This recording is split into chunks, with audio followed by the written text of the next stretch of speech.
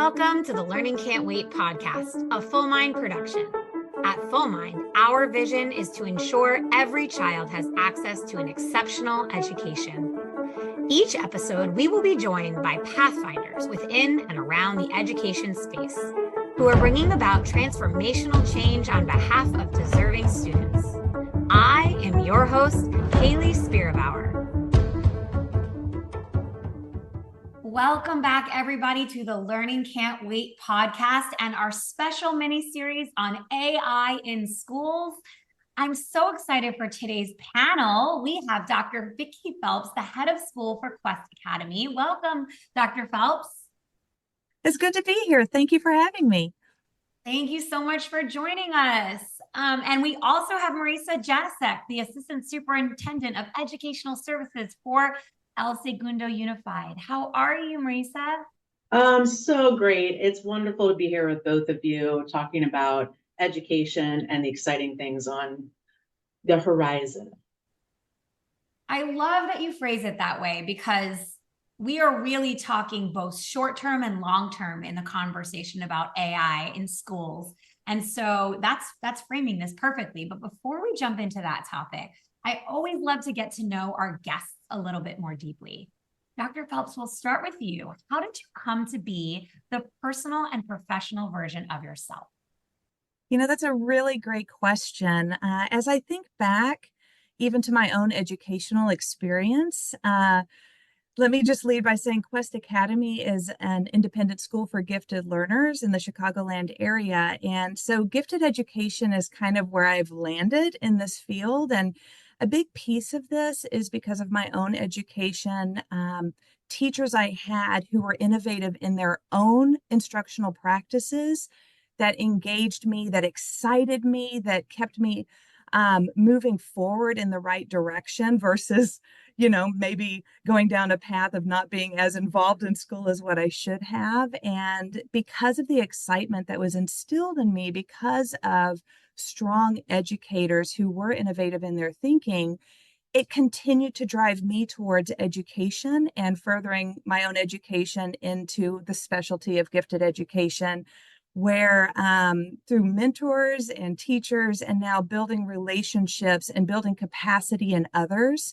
to continue with innovative instructional practices is really key to who I am and where I want to continue to go. Always love an introduction that involves great educators who inspired you on your journey. I know that I'm super excited to have your perspective on the panel today to speak about a really important population that doesn't get enough airtime on this podcast, if I'm being very honest. And you probably feel that might be true across education. So excited for you to lend that important perspective in the conversation. Thank you for that thoughtful introduction. Marisa, now your turn. How did you come to be the personal and professional version of yourself? Well, I'm still evolving, as we all are. I would have to say in elementary school, I knew I wanted to be an educator. My mom and dad are both educators themselves, who encouraged me to go elsewhere. But I saw what they did and I knew how important it was. I think along the way, I've had incredible teachers that really connected with me, made me feel special and that I could accomplish great things. I also had others that said, you're not fitting in this box particularly well, and maybe you need to go in different directions. So I think what I've learned is educators need to come from all walks of life. We need to have all different perspectives. Every single person has been in education at least part of their life, some of us all of our lives. And it's really important to really connect with individuals.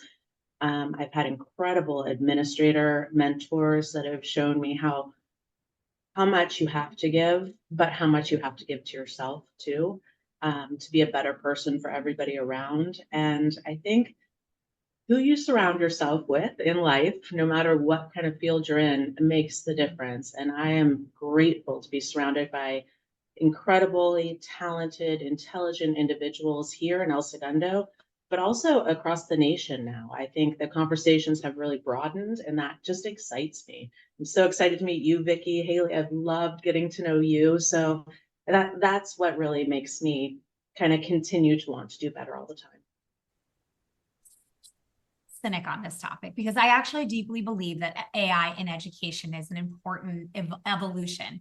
But I have to note that both of you have spent your introduction talking about human connection. And what I think is really interesting about this dialogue we have in education about AI versus not AI is there is somewhat of a dichotomy that maybe the media has painted, or maybe the loudest speakers in the room have painted, pitting human connection versus AI. How real do you think that dichotomy is? And if it's not one either or, what is it? Does anyone want to start off and take that first? I can start if you don't. I would just say fear has played a big role in the AI rollout. The human element is never going away. Absolutely never. My husband is in entertainment, and we talk about this almost nightly about what it is. It is going to shift our world. There are impacts down the line, but the human element is critical for humanity and success. So there is absolutely no way that teachers are not going to be needed, that human relationships are not going to be critical. I think what it's going to take is, for one, us really preparing our students and educators so that they know how to use it ethically, responsibly, in a way that's productive, but keeps the human element together. But I also think it's innovative and fun and engaging. And I think that's the direction we're headed. And it's exciting. We have to do things responsibly, but the human element is critical for any success in education and beyond.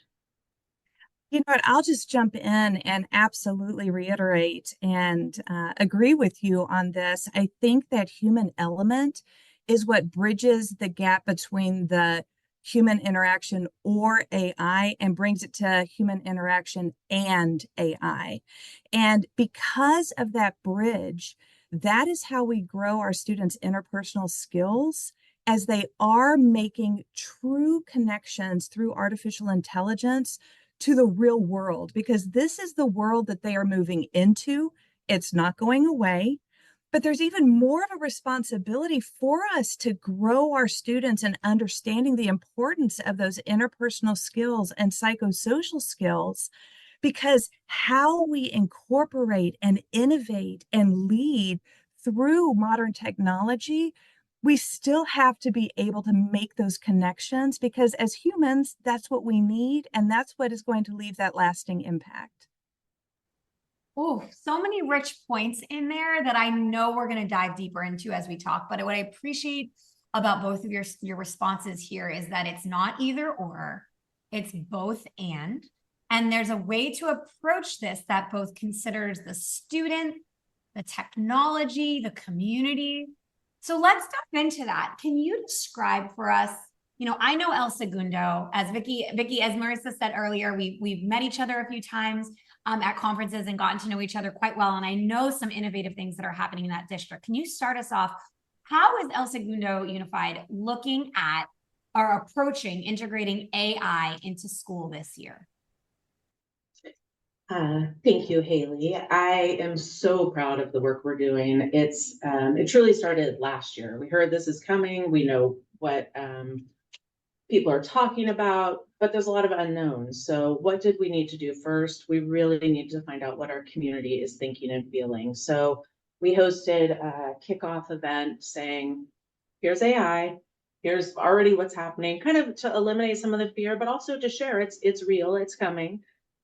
We had a lot of community members attend, and it was just to kind of share, this is what it is. This is some of the conversations that have been coming up. And then here's how we are going to engage you moving forward. So we hosted 3 community events after the kickoff, where they were really more like focus groups. We had a presentation, again, just reiterating what it is, making sure they know we're safe, responsible, we're not rolling out things that are going to be dangerous to students or teachers.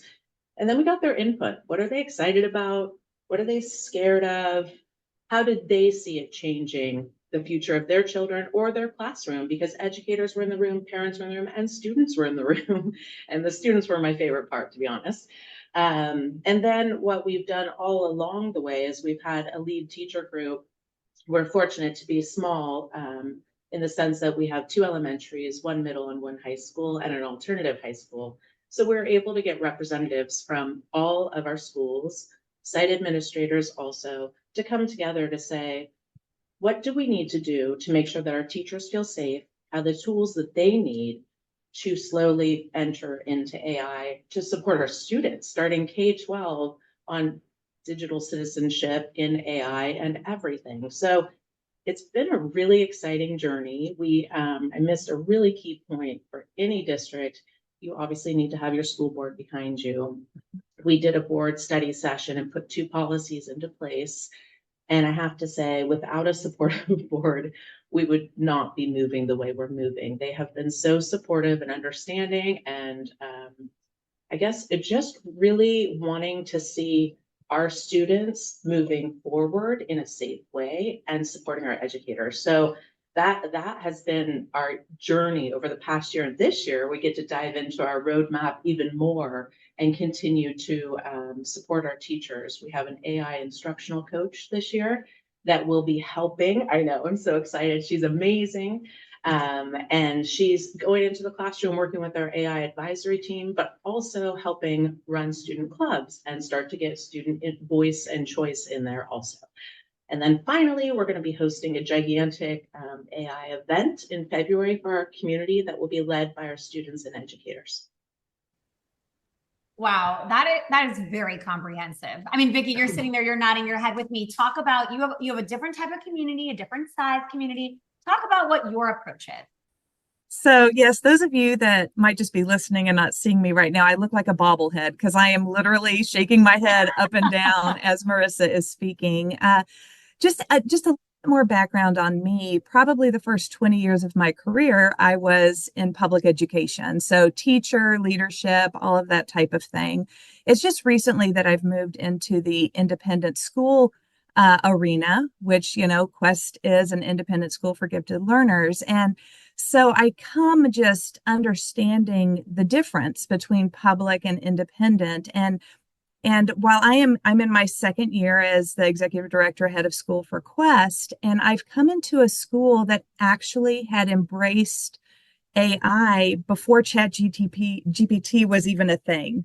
So Microsoft actually came to our school several years ago and said, we know how to teach, college level. We know how even in high school, but we don't know how to teach, elementary school age children about artificial intelligence. Your school looks like it would be a good fit for us.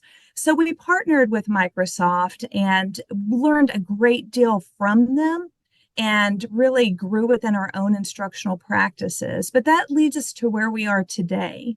So Marisa was talking about the importance of support, and that is integral. And in the beginning, it might be finding those few that, you work with the welcoming and they are there to support you as you move forward. But our school right now, we are in a position where we're ages 3 through 8th grade. But starting in kindergarten, our students go to a class called CSAI, and it stands for Computer Science Artificial Intelligence. So they begin learning to code very early on in their elementary school experience.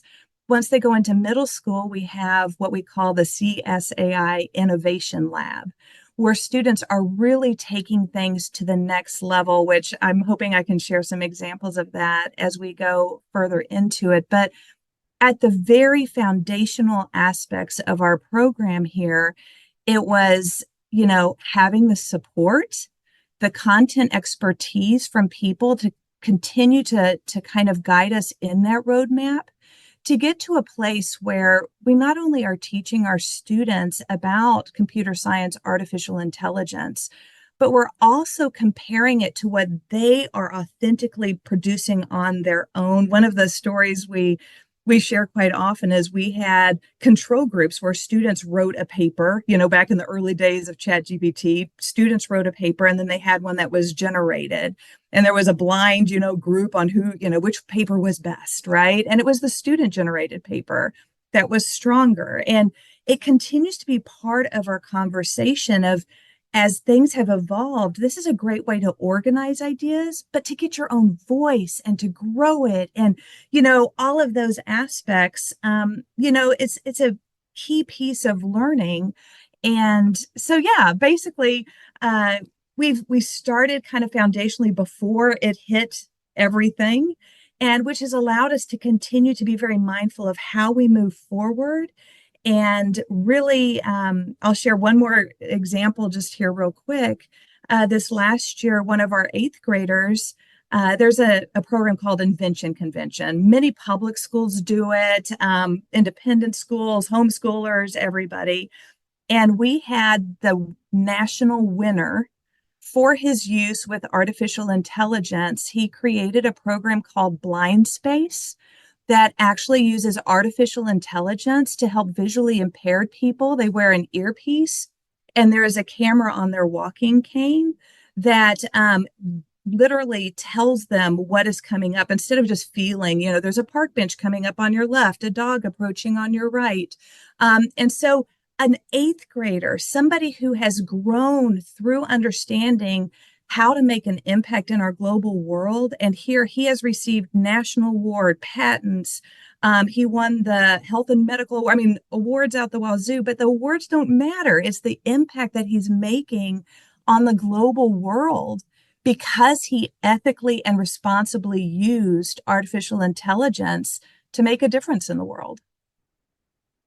Excitement is palpable. Both of your excitement is palpable. If I were a listener and I was skeptical, even just the anecdotes you shared about how you built consensus and how you went to the community and how the students are responding, that gives me joy to hear it. I feel like this is an appropriate time to share. I've been disclosing ever since I started using AI to help me with the podcast.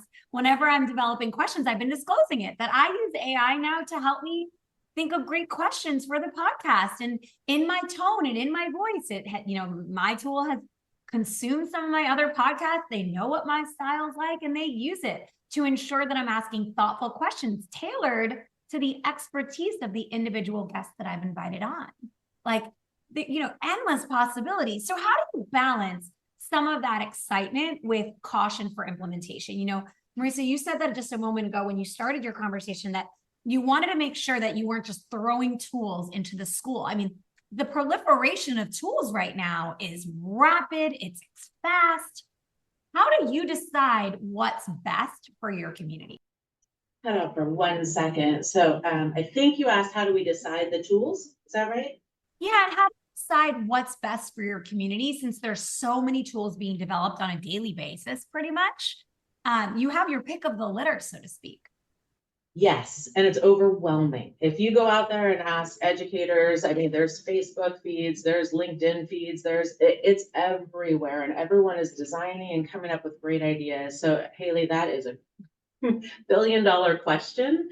Right now, what we are doing is working with our AI advisory team of teachers, and we are working within what has been approved, goes through all of our FERPA and all of our safety regulation guidelines, as long as it meets all that criteria and is not duplicate of another material, so that we can come together, learn very closely with Magic School. It's approved, it's aligned with education, and there are some other tools we're looking at, but right now that's district-wide, something we can all say, oh, this can help me as an educator, and this can help me in my classroom, versus this could lead me down a path and then I'm in the hole for $10,000 in 2 years. So, the cost is one thing. Finance is hard, especially in California schools. Schools across the nation also, but our district is one of the lowest funded due to the funding model. And we have to be very thoughtful in what we're putting into our classrooms.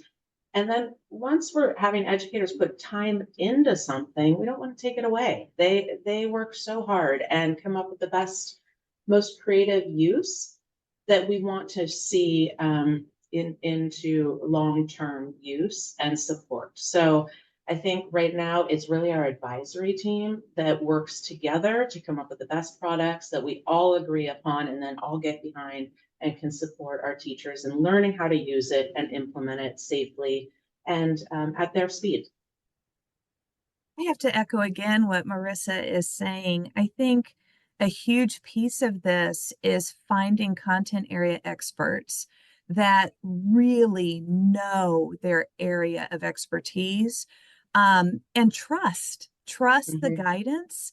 One of the worst things that we can do to educators is just keep throwing things at them that, well, one of these will stick, right? But then they don't even have a chance to really grow in their own craft. And by having identified an advisory panel or identified experts in this field, it not only continues to grow capacity in the educators who are also learning the approved programs, but it's also then in turn, those educators are able to build capacity in the students they're working with.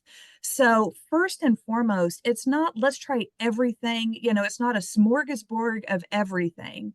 It's let's be intentional and learn something well and understand that it is ever changing, but how can we continue to also show adaptability, flexibility as we can continue to grow in our craft?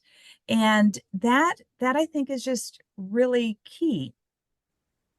Oh, two values that I hold very dear, or one value with two names, kind of adaptability and flexibility. That is, I mean, I think there is nothing more important as an educator than that value, because everything changes. Your children are changing, your community is changing, your school is changing at such a rapid pace.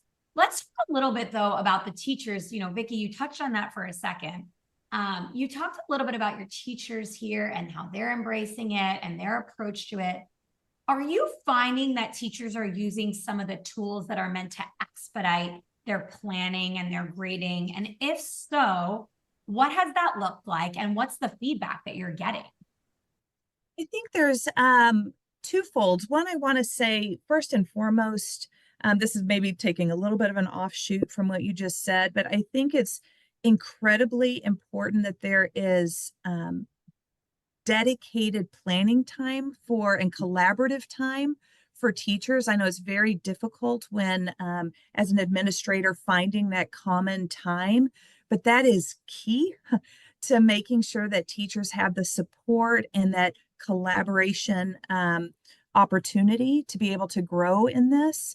And as such, you start seeing more of that AI go even into their interdisciplinary instruction, kind of covering all bases, which is a huge piece. To your question, which is more in terms of how teachers are utilizing AI to kind of support them in their own planning. Our teachers are pretty familiar with it here. We use it with our students regularly. So yes, I mean, is it used to maybe, put together an initial slide deck or a presentation for curriculum night maybe, or, but you still have your own voice that you go back.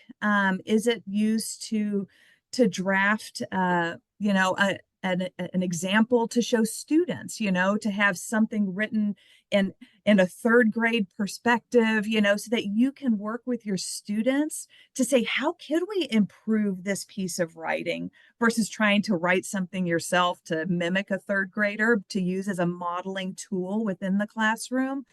So yeah, those are one of the, some of the ways that our teachers might use it. But I think the driving factor behind any usage of AI is knowing that it is not a one and done. It is a way to organize thoughts, whether they are images or text or a combination, but it's not a one and done. It's just a way, it's almost in a way kind of like a graphic organizer, right? Where some ideas are put down, but you still have to have your own knowledge, analysis, evaluation, understanding of your content to be able to make it really demonstrate your expertise as you are sharing out information. Such an important point there of the layer that goes atop AI adoption. that evaluative layer, that analysis layer, which, to be fair, 15 years ago, as educators, when I was still in school, we were all having the conversation about document sources, right? Like when you use the internet, how do you know that the site you're using is a valid, unbiased, reputable site for sourcing information? Now we're having a similar conversation about the content we create via AI. So, it's all full circle, it seems like. Mm-hmm. I want to talk a little bit about, you touched on this, the teachers for a second. I'm going to keep with you for a second, Dr. Phelps. I want to talk a little bit about the students. As you named, your district, your community is serving gifted students. How does this population, this unique, population, how might the implementation with AI look different, or is it the same as we're seeing maybe in a general education setting or a special education setting? Right. First and foremost, I want to say that gifted students are everywhere. They're in every background, every ethnicity, every socioeconomic status. I mean, everything. Gifted students are everywhere. Inner city, suburban, rural, it doesn't matter. They are out there.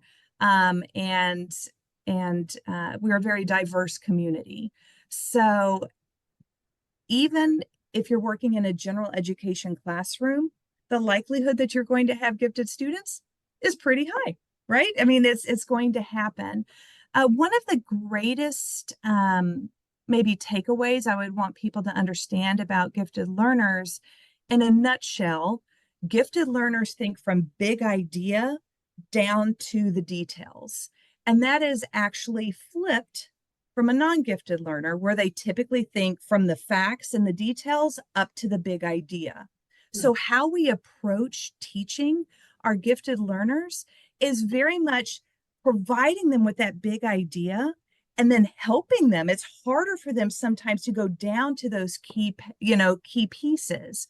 And so how we introduce and how we support our gifted learners is a little bit different than in a general education setting.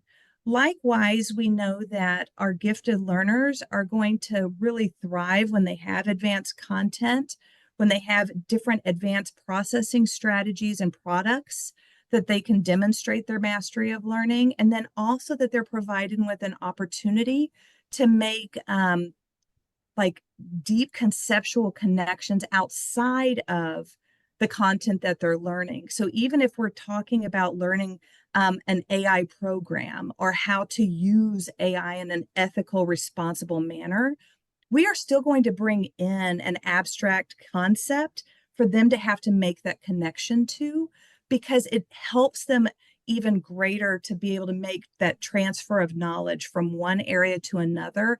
And it's a thread that kind of goes through everything, if that makes sense. No, it absolutely does. I haven't heard that definition of how gifted learners think as opposed to general education populations from big to small. That was new to me. I always love learning new things on this podcast. And it makes a lot of sense what you're saying about how you're thinking about the introduction of AI. Marisa, I have a similar but related question for you, which is that, students and the personalization of learning is something that I know educators today feel very strongly about. Ensuring we're meeting kids where they are, we're not teaching to the middle, much like the education of many of our youth, which was we just teach to the whole class and we don't get the personalization we need. How has AI and the introduction of the tools that you've been considering allowed for deeper personalization in your community? It's a great question, and it's a great benefit AI has been. But first, I have to share, I was a bobblehead this time, Vicki, 100%, because I agree with everything you said, especially about the educators and the content mastery and really knowing their craft and supporting them with PD. So I loved everything you had to say. I would say for teachers, if they are provided the support and time to understand the use of some of our AI tools, they can really differentiate lessons for small group meetings, for individualized content editing, feedback. There are many, many uses, but again, it goes back to what Vicki and I think Haley you said too, is it It's a draft, it's a graphic organizer, it's a helpful tool, but the teacher's knowledge and mastery cannot be undone. So their voice will go into it, but the preparation to help meet different needs can be utilized and help teachers minimize their time that they're putting into that so they can really spend time with kids. It's a true gift, but again, it needs to the teachers need the professional development. They need to be able to understand how to use these tools and to continue to know how important their voice and knowledge is. I think one of the nice things we've been doing within El Segundo is we've been connecting our AI use to our graduate profile. So we have attributes within our graduate profile that we want every single student walking out of our, whatever grade they walk out of, we want them understanding that they have these skills in place to be a learner, a leader, a communicator, a thinker, and an individual. And so how do we connect AI with that, with creativity, with understanding?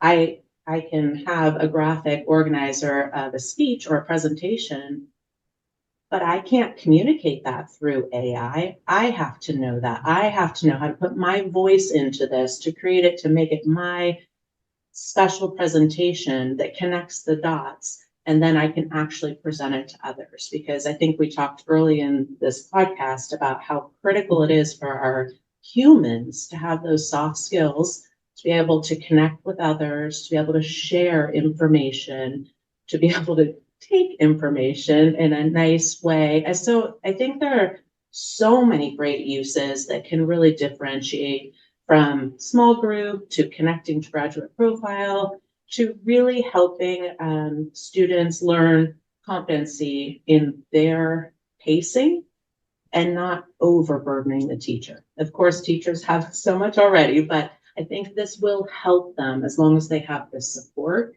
and training that they need to be able to utilize the tools. Marisa, I just want to jump in to you had mentioned how teachers use this to, to help provide feedback. And that's so integral. One of my research areas that I really love is motivation. What motivates students and how do students feel that they are feeling connected, that they are seen and valued and heard within the classroom. And some people might say, how does AI help somebody feel connected? But truly, for my research, I've learned from students themselves sharing when teachers provide feedback that they feel that connection with the teacher took the time to do more than good job or way to go, that they building a relationship through that feedback. And think about the amount of time that saves teachers. Again, it's just a starting point, but then the teacher adds in that personalized piece on top of it. It's so impactful in building the relationships with our students that's going to help them take even greater risks in their learning. So I just have to hats off, kudos to you. I mean, that was great. Feedback is so important. Thank you. I absolutely agree. And one of the greatest joys that has been a part of this journey with our AI advisory team is working with some of our English teachers who, to flip it, were worried that students were just going to use this and they wouldn't be able to provide feedback because it wouldn't be the students' work. So we have had long, thoughtful conversations. Our teachers have really led these conversations about, well, we know our students and we know them because we'll be able to work with them on a more personalized level and we will be able to hear their voice. Yes, students are sometimes going to try things. I mean, when Google came out, we had to teach differently than how do you ask a question that Google can't answer. So now we just have to have assignments that really go deeper and are more meaningful and more engaging for our students. So I think this is a really big, exciting turning point in education. We just have to ensure that we're providing all the support to our educators and being very clear about our communication on safety, ethics, bias, everything that people are worried about, they should be worried about if we're not handling it appropriately. But I really think that if educators work together with their community, hear student voices, educator voices, and community voices, there's no stopping. It's exciting. These are the moments, this is like me being personal for a second, but these are the moments when I'm like, oh, I really miss being in a building. Like I hear both of you share the stories of your communities and how you approach. I would say this is a challenge in some ways, right? It's an exciting challenge that holds a lot of promise, but it's a challenge. One, there's a lot of misconception. I had Amanda Bickerstaff of AI for Education on. Her episode went live last week, and she talked about how fear is rooted in misconception. And there's, Marisa, you said this earlier yourself on the podcast, there's a lot of misconception. But then hearing how thoughtfully your two communities are approaching this challenge, the ways in which you're thinking about both short-term and long-term impact, that makes me think, oh goodness, I'd love to be back in a building, seeing this rolled out, being a part of it, finding the many ways that it can improve students' outcomes and improve the lives of teachers. That is, y'all are making me very excited. Come out anytime, Haley. We'd love to have you. I was just gonna ask you, tell me about that week in February. Maybe I can February make 1st. February 1st, we were partnering with Chevron, and it's going to be a really great event that our students are going to lead. And these students are the ones that competed last year at ASU GSV with maybe a week's notice. And the competition itself was amazing. And our kids, just their thoughtfulness and their approach and how they tackled the competition was just so inspiring. You know, there's something about students solving problems with tools that I think is the type of critical thinking that we need in this world, just like continually thinking of problems and how to solve them.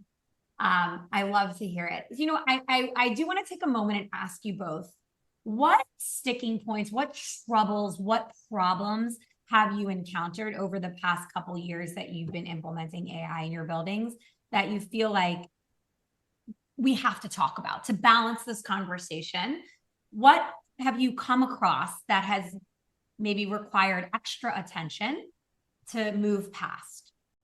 No, I'll jump in. I think, especially with some of our novice users of AI before they've grown really in understanding how holistic using AI is in terms of not only knowing how to use the application, but the ethical considerations that need to come into play, the long and short-term implications of using it. I mean, there's so many aspects to this, but I think there has to be a real focus on it's not always sunshine and roses with when you plug something in that it's going to come out exactly as you want.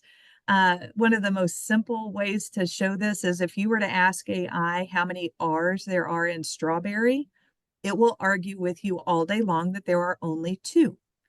There are 3, so it's like that's an easy way to show people you can't just trust. We want to trust.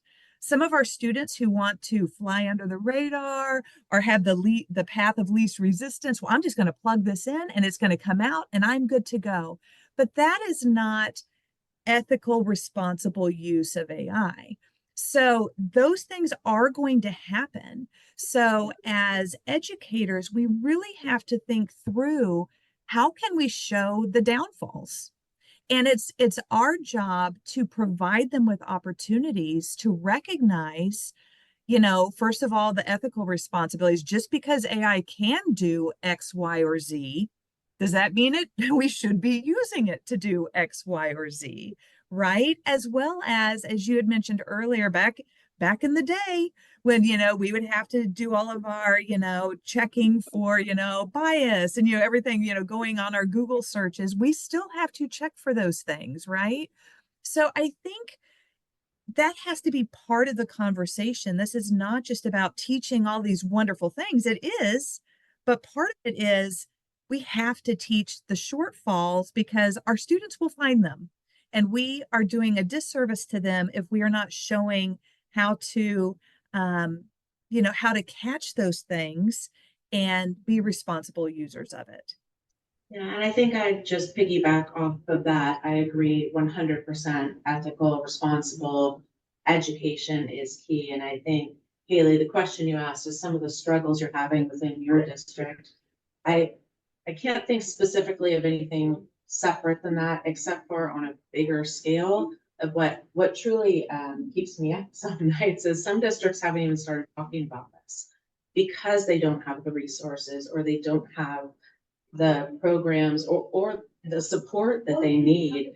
And I'm more fearful of what students are missing that aren't getting these strong and important lessons on ethics, responsibility, abuse, and how it can help. I feel like the gap might widen some, and I am really grateful. ISTE just put out a ton of great curriculum resources for free, and I'm hoping that everyone is using those. But I really do have just kind of an awareness that some districts are going here and some are still here or completely stopped.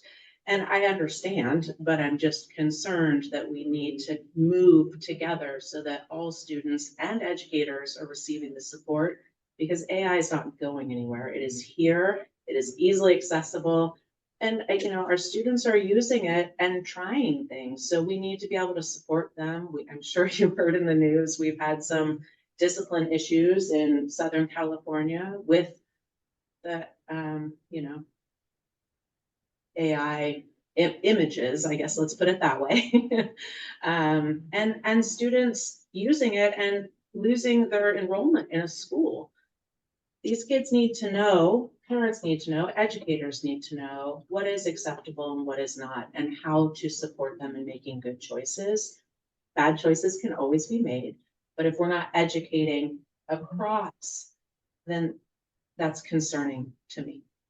And I would even add on to that, not only teaching for people who might choose to go down the wrong path, right?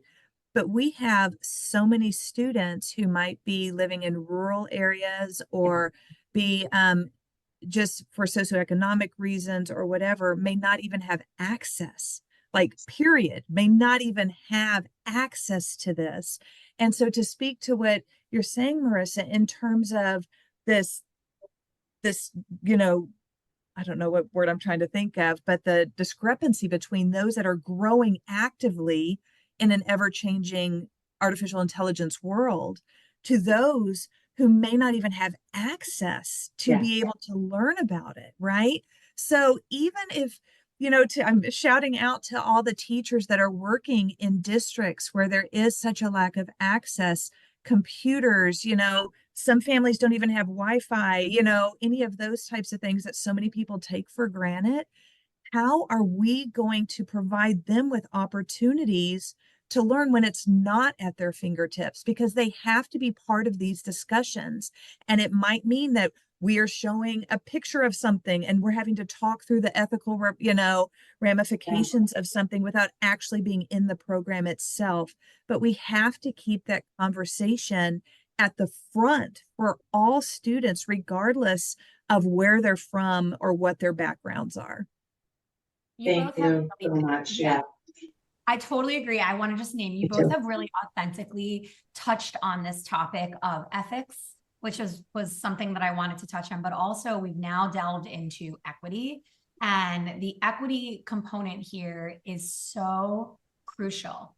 And I want to name that the way I look at AI, I have two little kids. One is in third grade. Sorry, they started yesterday. Third grade and kindergarten. And I think about the world that they will be in when they get jobs in however many years will be very different than the world today. And their jobs will depend on their knowledge, skill, and understanding of the tools we're talking about in this call.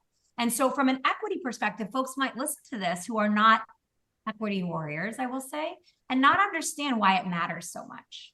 But it matters because the way that our children will grow up and the lives they will live in 15 to 20 years do not exist today. I deeply believe they do not exist today.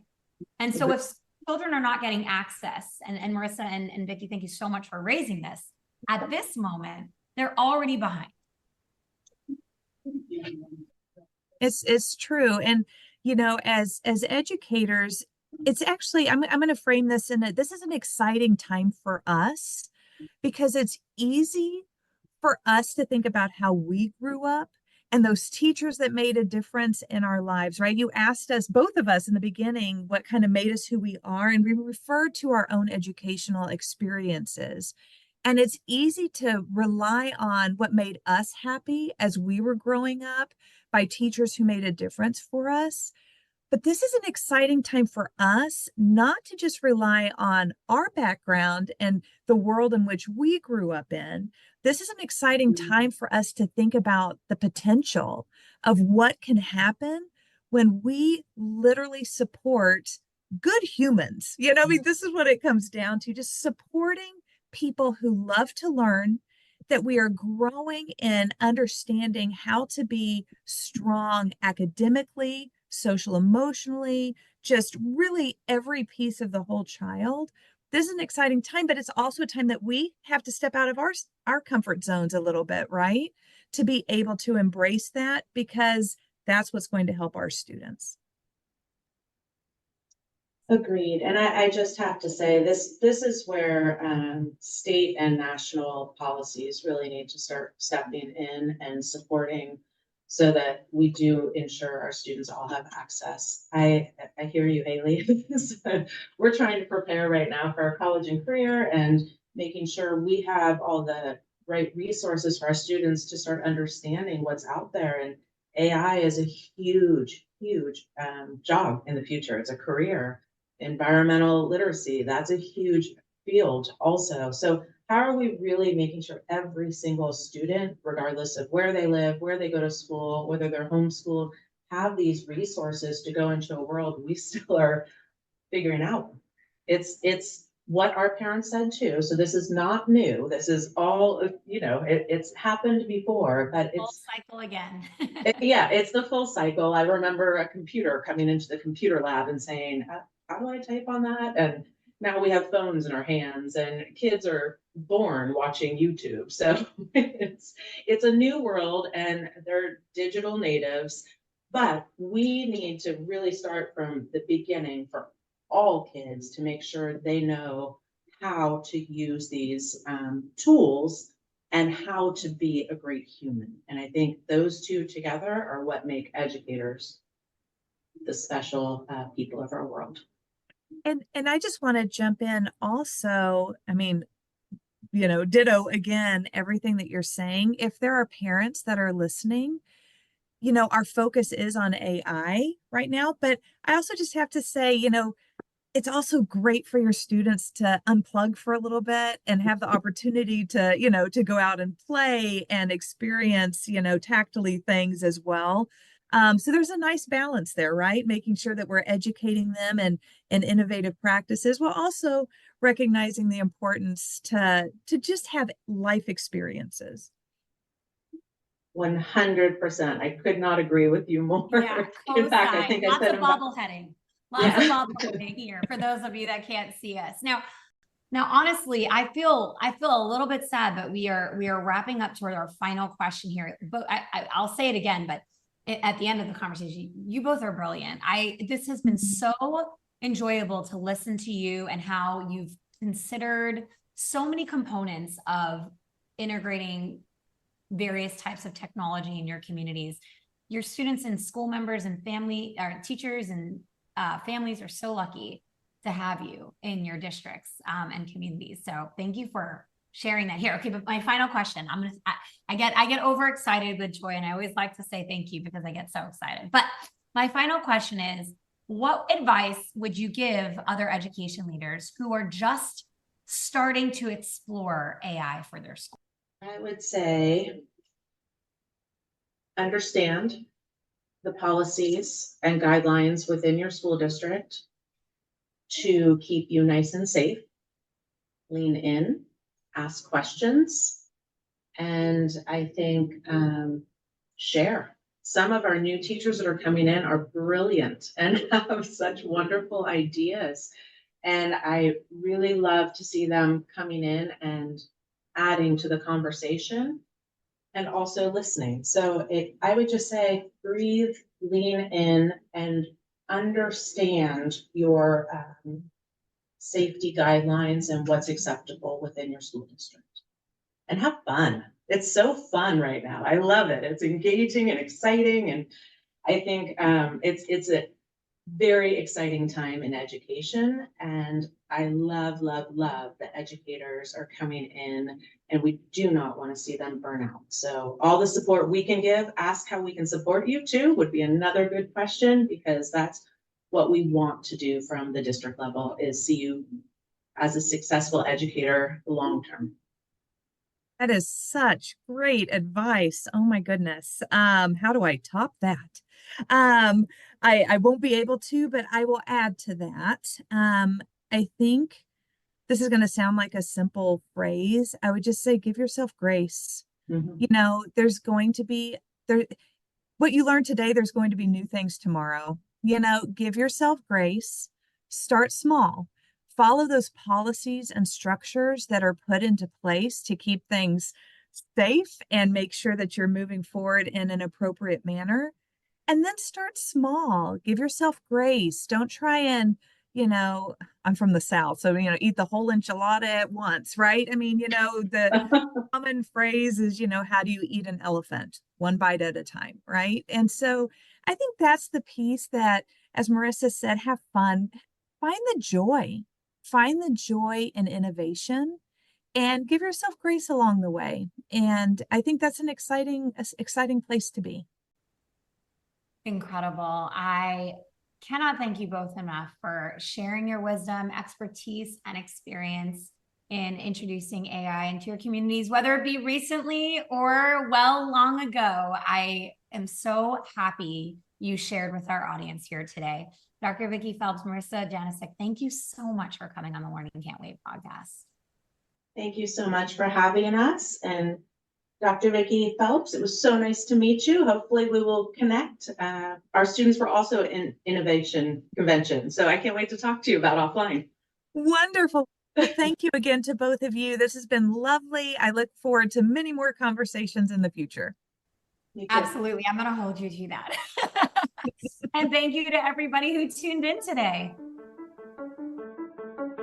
Thanks for listening to the Learning Can't Wait podcast. If you like what you heard, please rate, review, and share this episode. Be the first to know when we have a new episode by subscribing wherever you listen to podcasts. If you'd like to be a guest on the show or have a suggestion for an episode, email us at podcast@fullmindlearning.com.